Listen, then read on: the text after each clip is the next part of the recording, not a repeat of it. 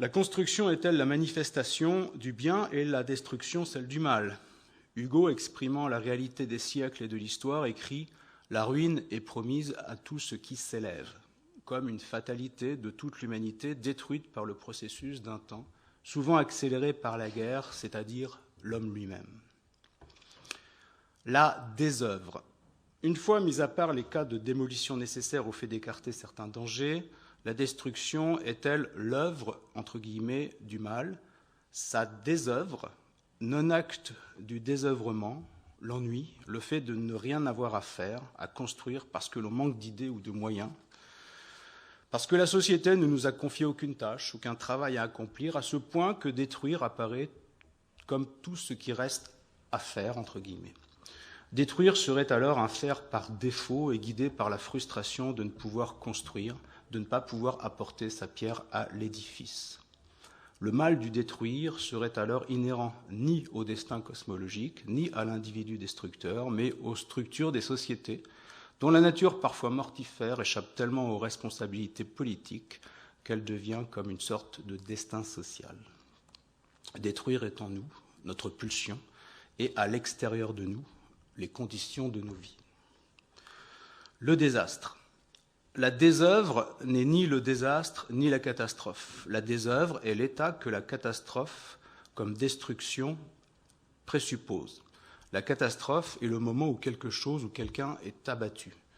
Le désastre est à l'état à la fois le désastre est l'état à la fois physique et mental, extérieur et intérieur, dans lequel se trouve celui qui a subi la catastrophe en tant qu'il a survécu à cette dernière. Le désastre est à la fois le constat et le sentiment de l'échec qui fait mal. C'est la défaite qui détruit, non sur le coup, mais après. Le naufrage qui fait couler jusqu'au fond, mais dont la descente, tellement épuisante, ne laisse ni assez de force pour reprendre appui sur le sol marin et remonter à la surface, ni assez d'air pour ne pas sentir l'eau envahir ses poumons. La mauvaise étoile, 10 astro en italien, a des effets irréversibles. Ontologie du détruire. Il faut distinguer le geste du résultat. Le geste du détruire est de l'ordre du défaire, mais non son résultat. Détruire est de l'ordre de l'être, son résultat est de l'ordre du non-être. Pour détruire, il faut être aussi constructif que pour construire. Il faut observer, calculer, inférer, programmer, viser, avoir le contrôle. Bien sûr, la colère peut provoquer une réaction de destruction désordonnée, aveuglée par la mauvaise passion. Mais ce sentiment peut très bien constituer aussi l'origine d'une création artistique, donc d'une œuvre construite, sans que cette construction ne soit pensée, et quand bien même elle s'achèverait, comme avec Hendrix à l'Astoria de Londres, sur une première destruction de sa Stratocaster par immolation mystique, ou comme avec les Who, par un cassage en règle des guitares et des amplis. La peur de la mort. Bachelard parlait de la crainte de l'effondrement. La chute serait douce, amusante même, comme une animation dans un parc d'attractions, si elle ne se terminait pas par un impact sur le bitume ou dans la gueule du prédateur. Chuter, c'est mourir. La peur de la chute tient donc de la peur de notre propre destruction. Cauchemar de chute, issu de cette crainte des hommes de la préhistoire, s'endormant dans les arbres pour échapper aux fauves, angoissés d'un côté par la nécessité de dormir pour vivre et de l'autre par le risque de chute et de mort que l'on court dans le sommeil.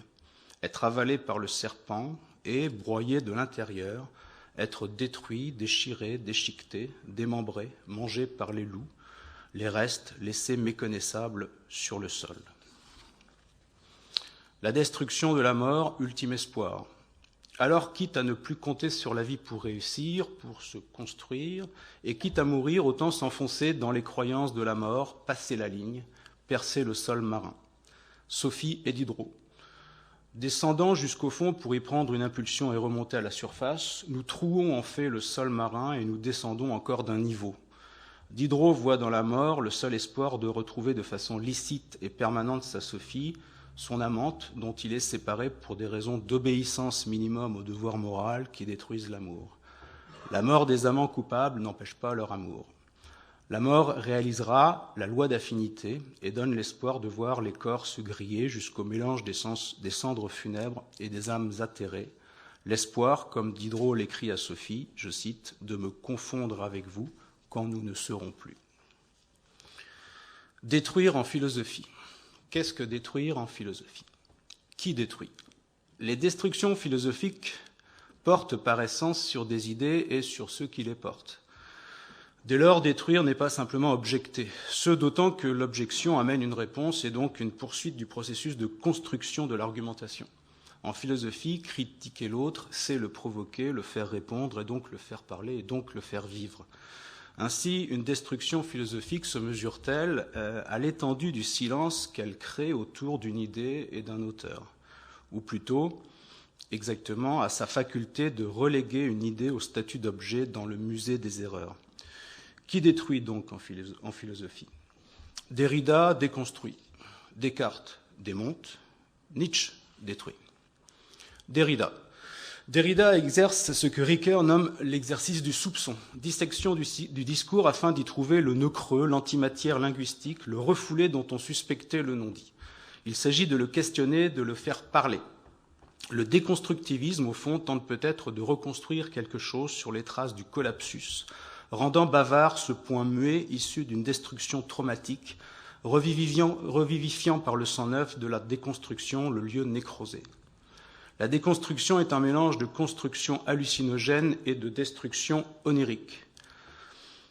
Scalings, impossible rotation, changement d'échelle et superposition de niveaux où la chronologie n'est plus, pied en l'air et tête dans le sol, une représentation de l'après-séisme, excavation, palimpsestes architecturaux, étages compressés, millefeuilles écrasés, 4 niveaux en un, strates dont on ne sait si elles sont concrètes ou abstraites, si elles renferment un être ou un non-être, un fantôme, une existence intérieure, un être détruit mais toujours un peu présent, une absence qui rend fou. La pire des destructions n'est pas la destruction. La destruction, on peut la constater, ne serait-ce que par des restes. La pire des destructions, c'est la disparition.